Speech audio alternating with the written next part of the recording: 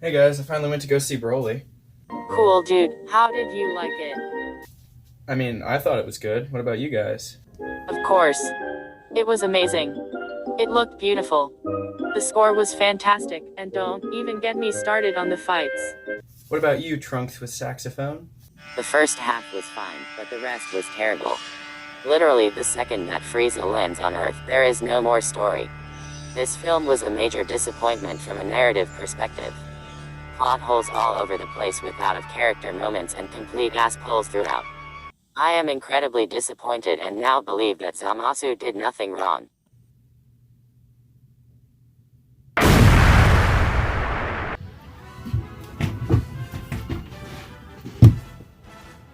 I tried so hard to like this movie. I really did. I've never had to physically try to like a movie, and I realized why. If you have to convince yourself that something's good, then it's not really that great.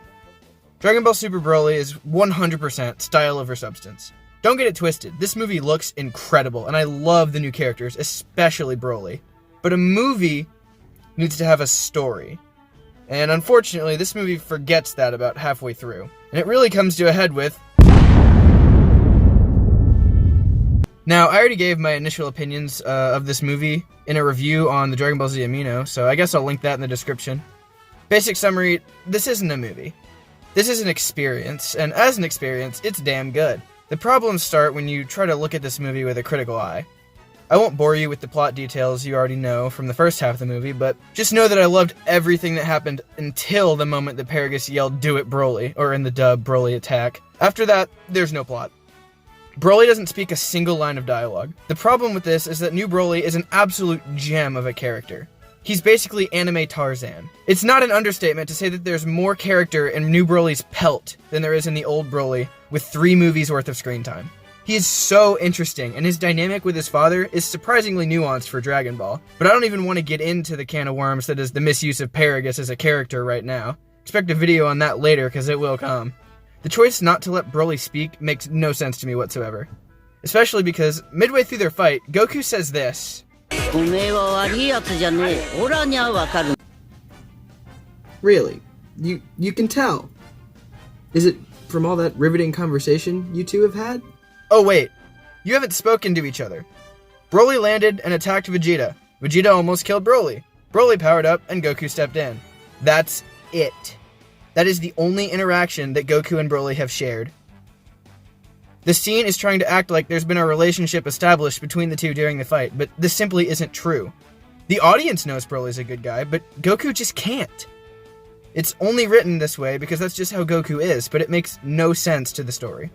While this line in and of itself is fine, it really just serves to show how lackluster the second half of this movie really is story-wise. I'm gonna go into spoilers now, so if you don't want to hear them, click off. Are you gone now? No? Good. Broly does not talk. Once they land on Earth, this might as well be Bio Broly. The fight, while absolutely incredible to watch, was lacking in any weight since only one side was speaking. Broly goes after Vegeta first, and throughout their fight, Vegeta is talking smack the whole time. Being Vegeta, he never shuts up.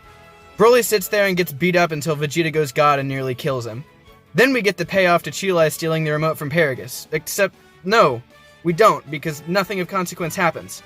How they messed up this basic concept of storytelling is beyond me. For those of you who don't know about the concept of Chekhov's gun, it essentially states that if you fire a gun in the third act, you had better establish that that gun exists in the first. Everything has its payoff. Remember the scene at the beginning of Get Out where they hit a deer on the road, and then near the end the protagonist uses a mounted deer head to help him escape? It's like that. The remote control that shocked Broly was talked about to no end during the first half of the movie. We see Paragus use it to subdue Broly, and in that very same scene, Cheelai steals the remote. The payoff? I don't know, Paragus yells or some shit. There is no reason for this to be in the movie. Paragus tries to keep Broly from going full strength in the fight. Why is this in the movie? I'll tell you why it's in the movie. It's paying homage to the original mind control device from the original Broly movie, while also showing how much of an abusive douche canoe Paragus is. It's interesting, but they didn't do anything with it. The Japanese version of the movie at least tries to reference the original film by having Paragus be afraid of Broly losing control and killing him, but in the English dub, the only worry that Paragus shows is that Broly's gonna die. It's a stupid change that makes this scene really weird. Let's skip around a little bit now. Goku's fight is also fantastic to look at. Goku jumps in before Vegeta gets jobbed out, which is nice to see, but again, there is no exchange of dialogue between Goku and Broly. There's a lot of interesting and engaging choreography that eventually leads to Goku going God, and from what I can only assume, uses God Ki to bind Broly in place. He then starts monologuing to him about how the humans live in peace on Earth. He tells Broly that he's not a bad guy, and again, He does not know this. I enjoyed this movie. I really did. It's easy to look past this and just... Wait, what is that? oh my god, it's a second line? Well, what's this one? Oh no, I almost don't want to talk about this one since so many people seem to enjoy this scene. And while I agree it's funny, holy shit it takes you out of the movie if you really think about it. 5 minutes. That's how long Goku and Frieza fought. That's how long Gotenks and Buu fought. Remember how much happened in those fights? I do. But now imagine that Frieza was actually an uncontrollable rage monster, and that Goku was actually two people. One that was severely outmatched, and one that was overpowered but didn't care to save the other one. Would the weaker one survive for an hour? No. No, he wouldn't. You know what happened in the movie? That exact scenario happened. Goku and Vegeta retreat to learn the fusion dance. They fail not once, but twice.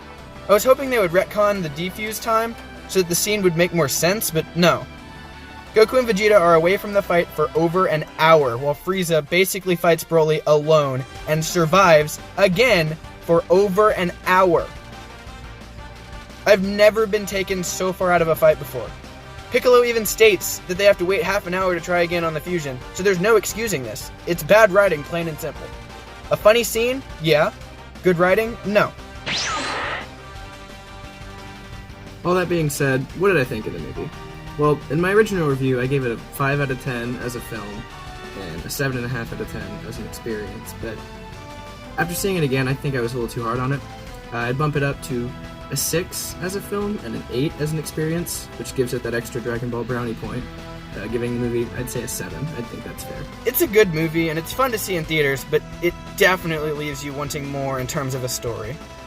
I've been Josh the J Huddy, and you just watched One Line That Ruins Dragon Ball Super Broly. See y'all next time. Adios.